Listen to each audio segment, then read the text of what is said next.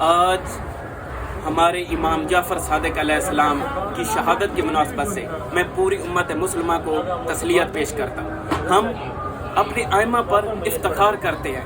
آج وہ آئیڈیالوجیز، وہ تھیوریز جو ہمارے دانشوروں کے ذہنوں کو زہرآلود کر چکی ہے، یہ تھیوریز، ان کے جوابات ہمارے ائمہ نے 1400 سال پہلے ہی دے دیے ہیں۔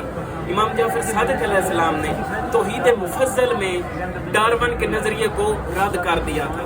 انہوں نے فرمایا کہ یہ درست ہے کہ انسان کچھ چیزوں میں جو ہے بندر سے شباہت رکھتا ہے جسمی حوالے سے، لیکن یہ انسان کے لیے آیت ہے، یہ نشانی ہے کہ انسان اگر اپنی عقل سے کام نہ لے تو انسان بندر حیوان کیا کل انعام بل ہم اضل بن جاتا ہے، لیکن بندر کبھی انسان نہیں بن سکتا۔ واضح فرق یہ، انسان میں عقل ہوتی ہے، بندر میں کبھی بھی عقل نہیں ہوتی، ایک فرق۔ دوسرا سوال یہ ہے کہ اگر انسان جو ہے بندر سے آگے بڑھ کر بنا ہے تو پھر ابھی تک کیوں وہ بندر باقی ہیں اور اس سے انسان کیوں دوبارہ نہیں باندھ رہے، اور انسان سے آگے کیوں یہ سلسلہ رک کیوں گیا، انسان سے پھر آگے کوئی نئی چیز کیوں نہیں باندھ رہے۔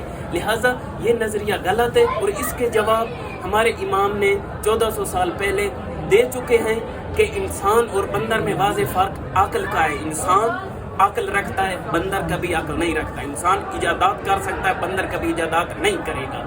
السلام۔